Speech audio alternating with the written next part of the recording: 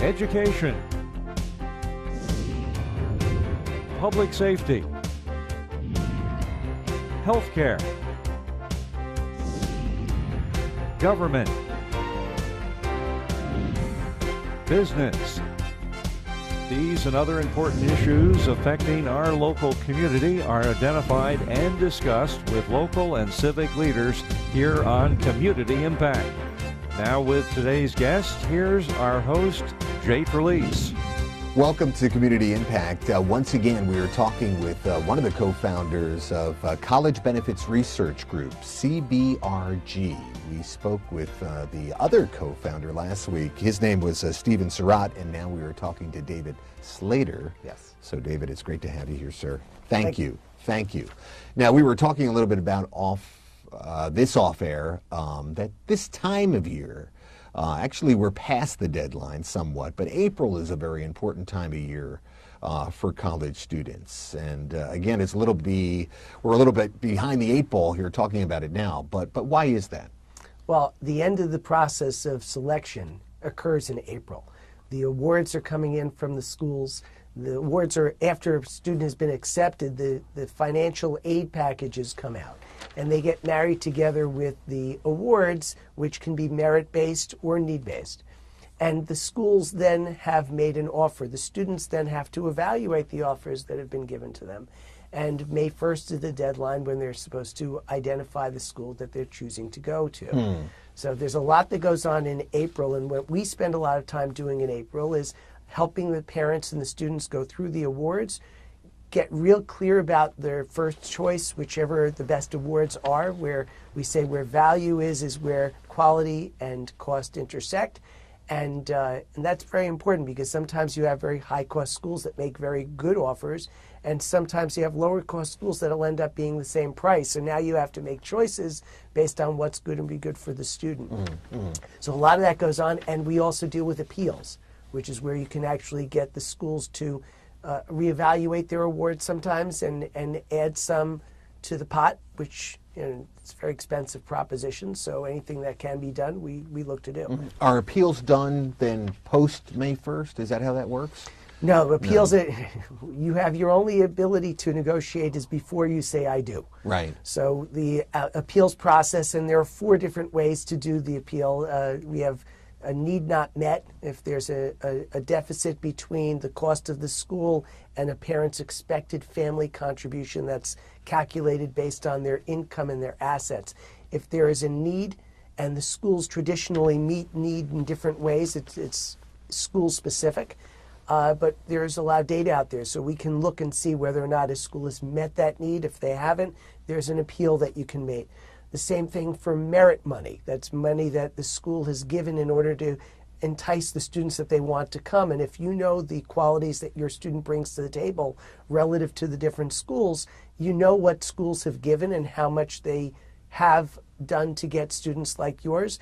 And if it's not up to par, there is an opportunity for you to ask for them to review it and to look and to see if they can make it more consistent with what they've done in the past.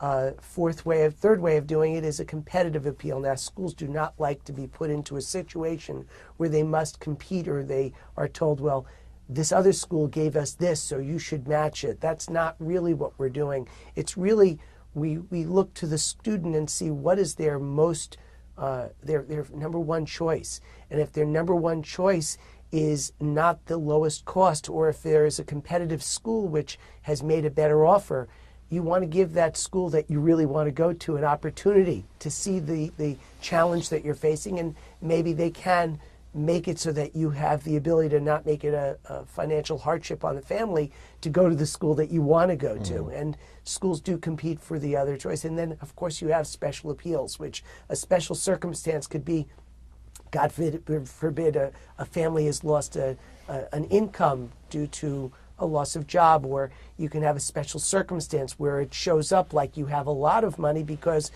unfortunately somebody lost a job last year and they got a severance package. Or you could have an injury, an illness that occurs to the family, or any type of circumstance that would just make it important for the school to know to reevaluate what that award is. So all of those go on in April, and it's important because May 1st is when we have to really give the schools acknowledgement of we're coming or not. What can we do after May 1st? How can we be proactive after May 1st? Well, from an after May 1st, we really, at this point, you've already visited the schools. There are sometimes schools that'll come after you after May 1st. If you're on a waiting list, they'll see who has said yes on May 1st, and if they have some slots open, they'll go out looking for those people that are on the waiting list. So very often, we thought we were done May 1st, and we get calls a week later. Oh my God, my number one choice that was on waiting list, they came back and they've now offered me, and they've given me 24 hours to make a choice. Oy. So you have to really evaluate. Most of the time that doesn't make a lot of sense unless there's a big need. And if the school makes a lot of need help, it can be cost effective for you to go and make that choice to go to a different school. David, we spoke to your partner Stephen last week, and his background is financial. Your background is financial. Well, both financial planners. You were partners together, both financial planners. How long have you been doing this kind of work? I mean, really planning for colleges and things like that? We started back in 2006 when I nudged my partner. I said, listen, we have to, everybody's asking me, what am I supposed to do for college? And I said, you know, you need to save. And as Stephen says, save more and then save more. What we realized was that not only wasn't there enough saving going on, but there wasn't a real direction of how to save and where to save. And we went looking because we wanted to figure out if there was a better place other than to say, well, take an equity line of credit from your house and hope that interest rates are really low. And we found that there was some real value out there. We didn't realize it's not product driven as you know, if there was a solution out there like a 529 plan. Well, a lot of people give that as a solution. That just addresses the monetary of how to save some money. But it doesn't really address how to get value. It doesn't address fit. So there's a lot of stuff that was missing, and that's when we went looking. Yeah. I get the feeling that's the kind of stuff that really excites you. I mean, that aspect of it. I mean, I know you're a financial guy, maybe a bottom line guy at heart, or by training, I should say. But my sense is that you delight actually in finding all these things out about colleges and kind of like working through the red tape of all this stuff that would drive any parent crazy, by the way. We revel in the fact that we have solutions where there are none. Yeah. Where people are running around. I visualize this, and I tell people that there are plenty of helpers that are on the outside of the fray. They'll help you with SAT prep. They'll help you with an essay here or there, or they'll try to give you some financial guidance. But nobody gets in the pool and gets wet with you. They're all standing on the outside while you're sitting in the inside being wet. Yeah. We jump in and we're right there with you. And Right. I think that's what gets us excited more than anything else, that we actually have direction. We actually can give people strategies, and we understand what they're going through, and we can give them real direction that makes them feel good about what's going on. I mean, everybody can go to college. There are plenty of schools out there. It's helping understand what fit is and how that student is going to be able to get the right experience for themselves. Yes. Are you a father?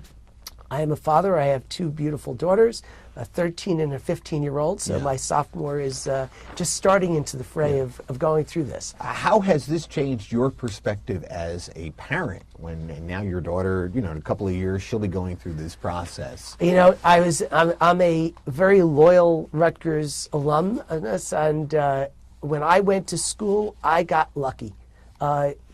In many respects, the fit that I had when I went to Rutgers, it worked out well for me because I was well positioned at Rutgers to do well.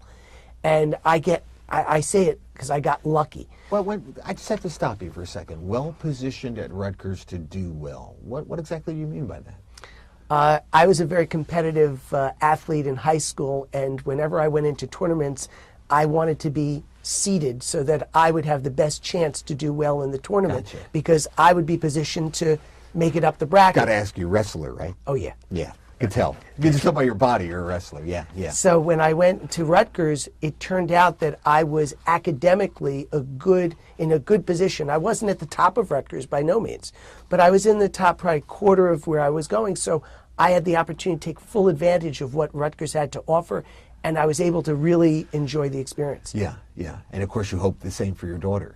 Yeah. That's what's changed. I got to tell you, my experience from going through this process with other families is I am not driving my daughter to pick a school based on its wow factor or what I want for her.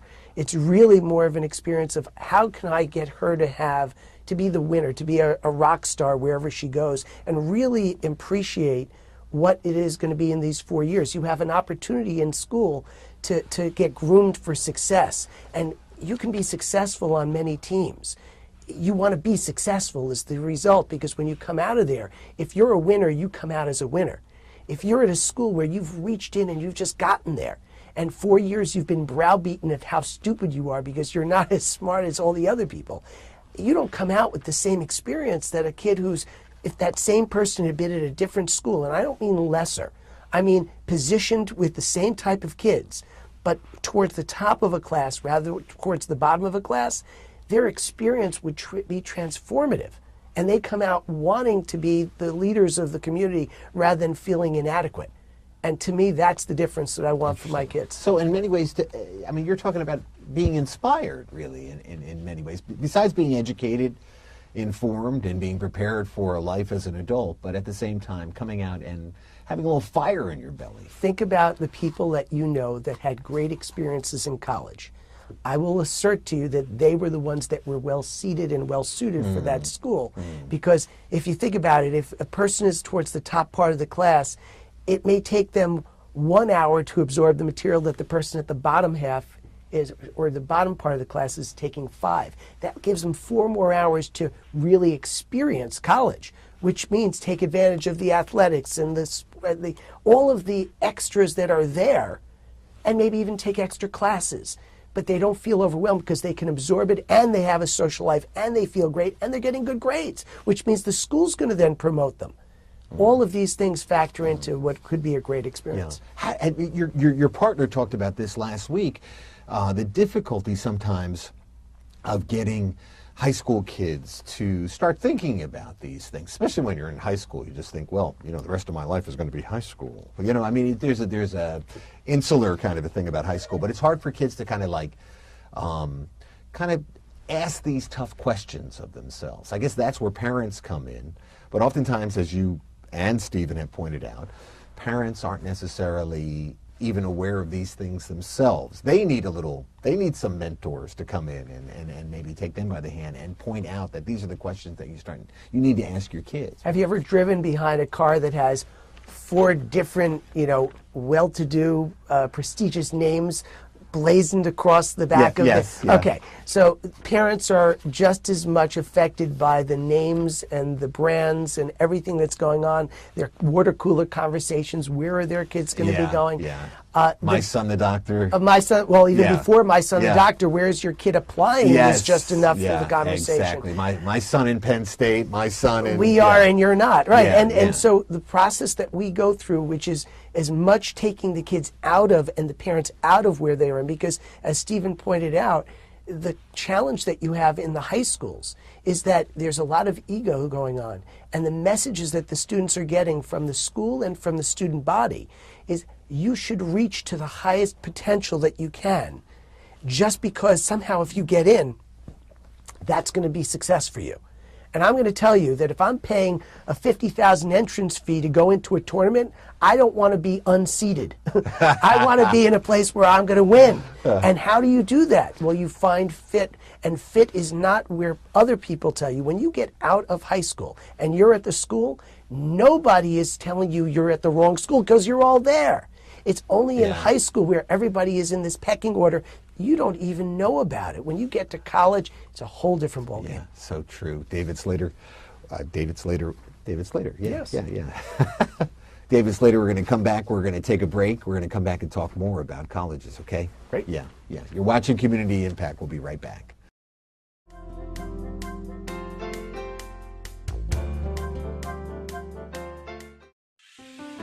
A boy born in Joplin, Missouri was fascinated by anything with wheels and a motor.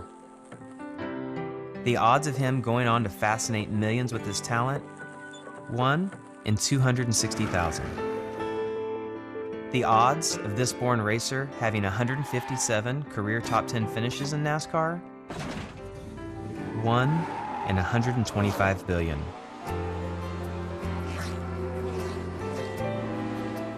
The odds of him winning both the Daytona 500 and the Brickyard 400 in the same year? 1 in 195 million.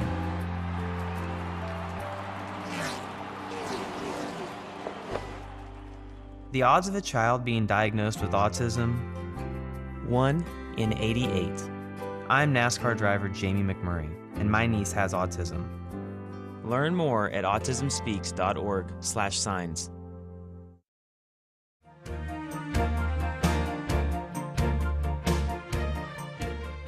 Welcome back to Community Impact. We are talking to David Slater, who is one of the co-founders of an organization, a group, a business called College Benefits Research Group. Both David and his partner, Stephen, have a financial background, and as financial planners saw this need to help people with really mentoring them in getting their kids into colleges, the right college, and there are so many factors. That's what we've been talking about.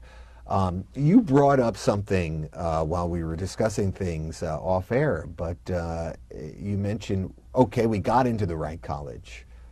Hopefully we got into the right college, or we got into a college. Now what? Now where do we go from here?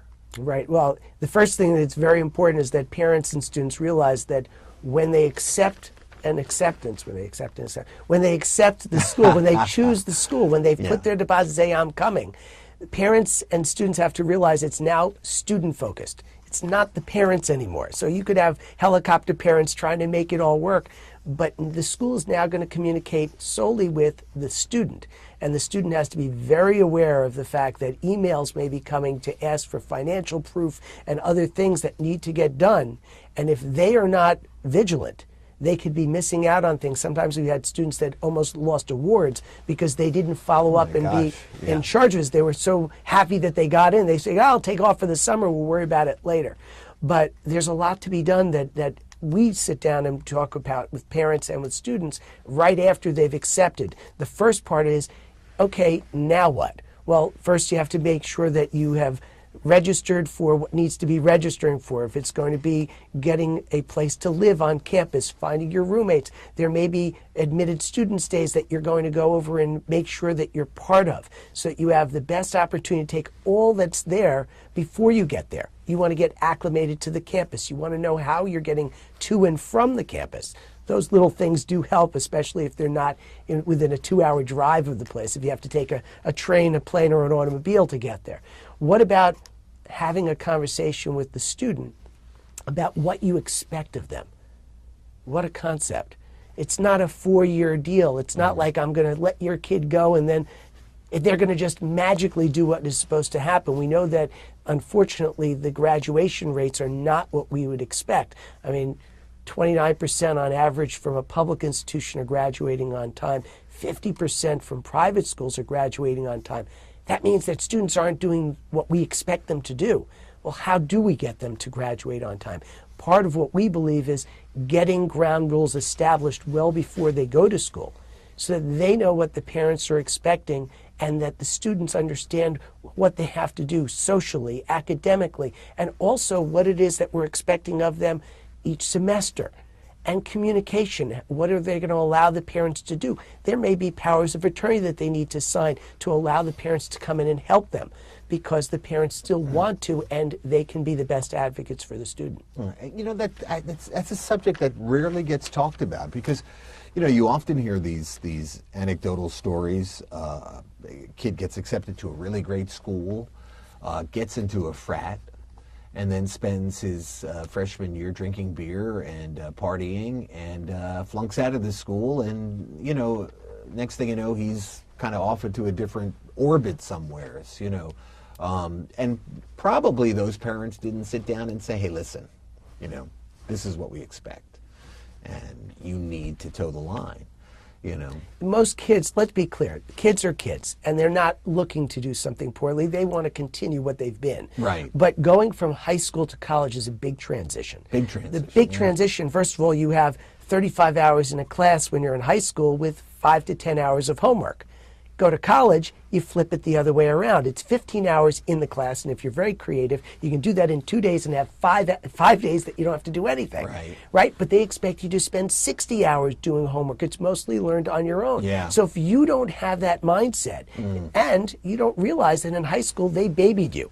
There were 7 different math classes. They have how many cups are there as one math class, and then you have the high-level math as well. When you go to college, there are prerequisites that you need to have in order to get to other classes. And if you don't get into the class you need, it could mean that you're delaying what would be, and suddenly you can't graduate on time. So you don't realize how competitive it is, and you also don't realize what is required of you until usually after the first semester or 2.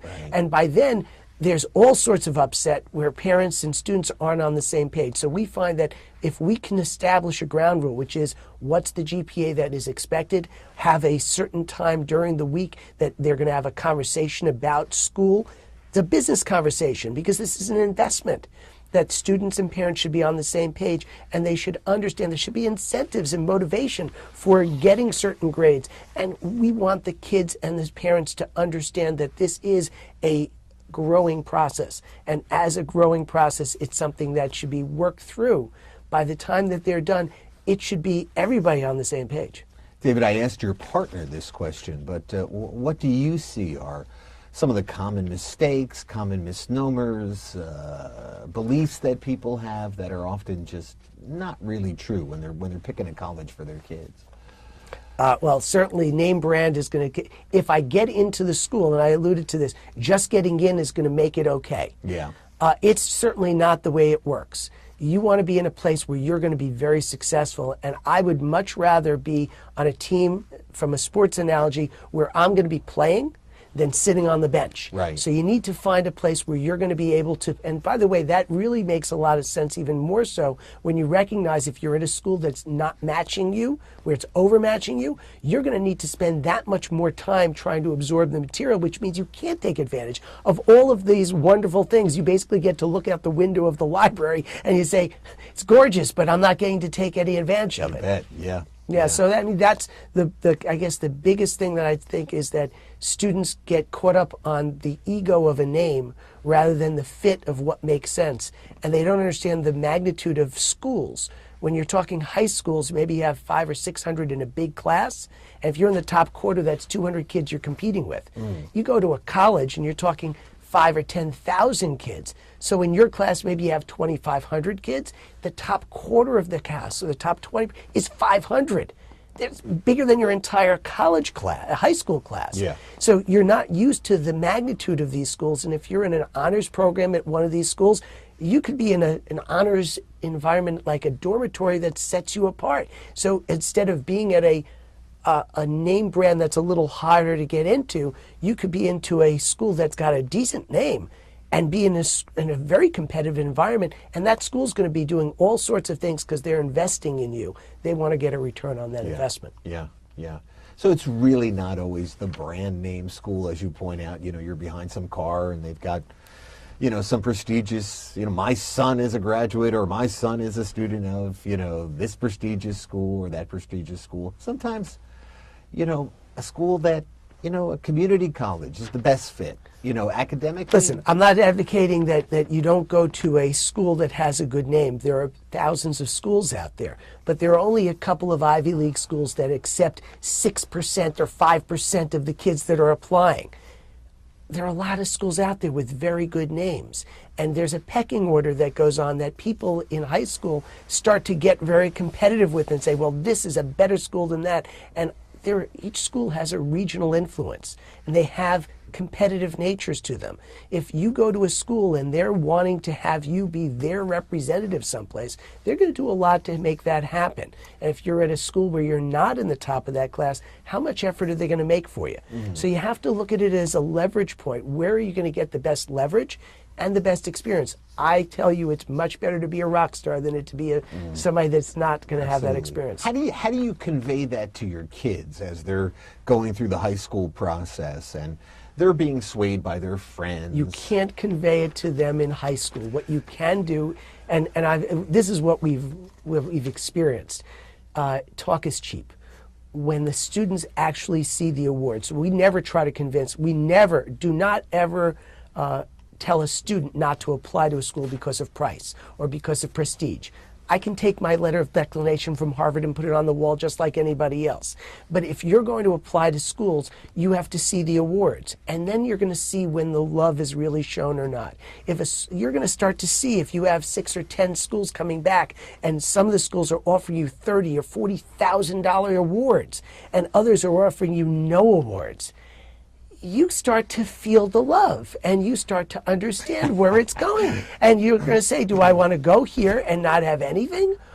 Or, wow, look at this. And when you go to, once they start to see that type of money flowing, and they go to the admitted students, they start seeing students that are like themselves, and they feel themselves, they forget about that ego-driven experience of high school, and they start to embrace it. Now, that doesn't always happen, but at least it opens the door. But that's what we really find is the telling point, is when they see the awards and they actually, they're not stupid. They could see when a school is making a really big pitch. And when we show them what awards mean relative to what has been, it makes a big difference. Now, you and your partner, Stephen, and I guess your other partner, Janet Lauren. Yeah, you're often going out into the community, right, and doing seminars? We do free workshops usually in libraries, and sometimes in community centers, sometimes in schools. How do we find out about that? I mean, the website? Absolutely. Our website is www.cbrg.info. C as in College Benefits Research Group, cbrg.info. And we have all of our upcoming workshops, and reservations can be made right on site. Yeah. And what kind of stuff goes on in your workshops? We call those our foundations course. It's kind of funny because when we work with other students, they want to refer people to us, and we say, please have them come to one of our workshops. And they do, but that's not very personal. I said, didn't you go to one? Yeah, it wasn't great. It was wonderful, but we're referring people to you. We give an awful lot of way at these workshops in a way that we think people need to know. We talk to the students, we talk to the parents, and we take them through the entire process. And we show them what they need to know about applying for colleges. Like I just said to you, don't just go when you're going to apply to schools, don't negate a school because of price. Who knows if that $60,000 school is going to offer you $40,000 and be lower cost than a state school. So things like that, we go through actual examples of case studies that we've worked with students, and we tell parents what they need to do every step of the way. So at the end of that, we've hopefully given them some relief from the anxiety that they have, and we try to make them with a lot of fun. We have a lot of levity in our courses. Well, I've learned a lot just speaking to you and Stephen. I mean, really have learned a lot from you guys. So, I'm glad. Yeah, wonderful, wonderful organization, wonderful business. It's called College Benefits Research Group. In Roseland, New Jersey. Roseland, New Jersey. That's where your brick and mortar shop is, That's right? where our brick and mortar shop is. And I must say, Stephen and David, when they're together, they really, I mean, it's just great just to see these two guys together because they're a great team, great partnership. Yeah. David, thank you so much. Thank you very much. What a pleasure. Yeah. Hope to see you again. Have us back. Yeah. Well, we will. We will. And we hope to see you again. We'll see you next week. You're watching Community Impact. I'm Jay Trelease. Take care.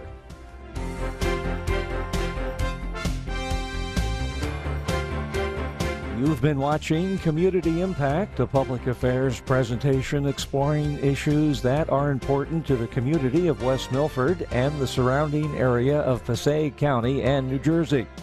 Community Impact is a production of WFME Television of West Milford, New Jersey. The opinions expressed on this program are those of our guests and not necessarily the views of the staff and management of WFME and Family Television. Thank you for watching, and be sure to join us again next week at this same time for another edition of Community Impact.